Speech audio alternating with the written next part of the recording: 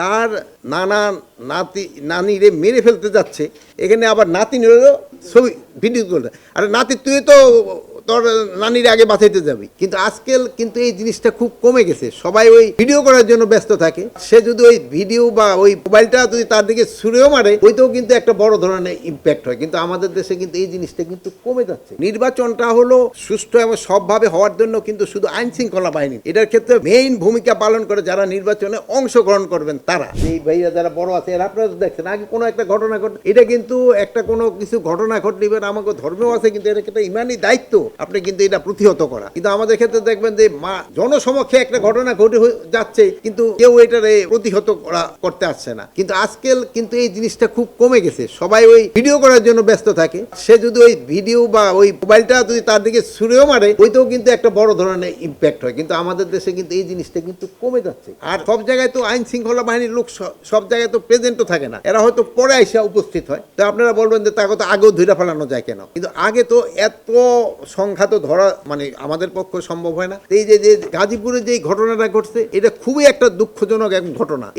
এই ধরনের ঘটনা ঘটুক মানে এই আমাদের এই সমাজে কেউ এটা চিন্তাও করতে পারে না, বাট ঘটনাটা ঘটে গেছে। এই ঘটনায় যারা জড়িত তাদের আমরা ম্যাক্সিমামে আইনের আওতায় নিয়ে আসছি, বাট যে জীবনটা চলে গেল তার তো আর কম্পেনসেশন দেওয়া যাচ্ছে না, তার তো হচ্ছে না। এই জন্য যদি আমরা সবাই একটু সচেতন হই এবং যদি আমাদের একটুখানি ধৈর্য হয় এবং একটু অসহিষ্ণু না হই, এটা কিন্তু একটু কমে। তাই এরা যারা এই অন্যায় করছে, আপনাদের হয়তো গাজীপুরের কমিশনারও এটার ক্ষেত্রে ব্রিফ করছে, এবং তাদের আমরা কিন্তু আইনের আওতায় ম্যাক্সিমামই কিন্তু নিয়ে আসি, এবং এইগুলিরে যেন শাস্তি ভালোভাবে পায় এই জন্য যত ধরনের ব্যবস্থা করার আমরা করব। বাট জিনিসটা খুবই দুঃখজনক, মানে যে চলে গেল তার তো আমরা কোনো কম্পেনসেট করতে পারবো না, একটা জীবন কিন্তু চলে গেল। আর একটা পাবলিক চার্টারের একটা আইনও আছে কিন্তু, যেখানে কিন্তু জনগণেরও কিন্তু এটা প্রতিকার করার কথা। কিন্তু আমাদের এই পাবলিক চার্টার আইনটা কিন্তু আমরা আস্তে আস্তে কিন্তু ভুলে যাচ্ছি। এই জন্য আপনারা তো ভালো কাজ করে যাচ্ছেন, তা আপনারা যদি একটু জনগণকে এই ব্যাপারে একটু সচেতন করেন, এইটা দেওয়া। আর অনেক সময় আছে দেবন, ধরেন ইউটিউবে ধরেন 1 বছর আগের একটা ঘটনা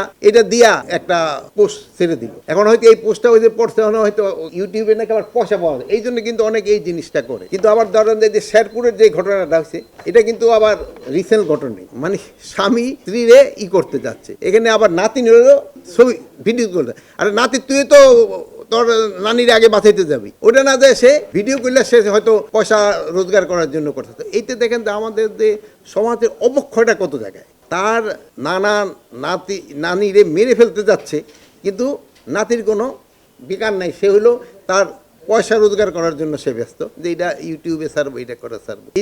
এইটার জন্য যে আমরা এখন কি করবো, এটা আমার সমাজবিজ্ঞান এরা হয়তো ভালো বলতে পারবে যে এইটার জন্য আমাদের কি করা উচিত। বাট আমাদের কিন্তু এই যেহেতু বাচ্চাদের এইগুলি সম্বন্ধে আমাকে কিন্তু ট্রেনিং দেওয়া দরকার, যে বাবা এই সবগুলি না করে তোমরা এটার প্রতিহত না, যদি সে নানারে যদি ওই নাতিরা যদি একটু চিল্লাইতো এই তুমি নানির এরকম, কিন্তু আমাদের বাংলাদেশে এরকম কোনো বাড়ি নাই যেটা একেবারে আওয়াজ করলে শোনা না যায়, সব জায়গায় থাকে। এইগুলির দিকে একটু খেয়াল রাখতে হবে। তো আমি নিজেও পার্সোনালি এবং এই হিসাবেও খুবই দুঃখিত যে এই গাজীপুরের এই ঘটনাটার জন্য। নির্বাচনে শোনেন, নিরাপত্তা আমাদের কোনো অরাজকতা হবে না, বাট নির্বাচনটা হলো সুষ্ঠু এবং সবভাবে হওয়ার জন্য কিন্তু শুধু আইন শৃঙ্খলা বাহিনী এটার ক্ষেত্রে মেইন ভূমিকা পালন করে। যারা নির্বাচনে অংশগ্রহণ করবেন যারা নির্বাচনে অংশগ্রহণ করবেন তারা নির্বাচনটা কিভাবে চান, এটা কিন্তু তাদের একটা বড় ধরনের। তারপরে আমাদের আসছে ইলেকশন কমিশন, আমরা কিন্তু সেই সময় ইলেকশন কমিশনের আন্ডারে থাকি, ইলেকশন কমিশন কিভাবে চাচ্ছে, তারপরে প্রশাসনের লোক রেখেছে, তারপরে আমাদের আইন শৃঙ্খলা বাহিনী, মানে এটা তো সবাই। তারপরে হলো যদি সবচেয়ে মেইন ফ্যাক্টর হলো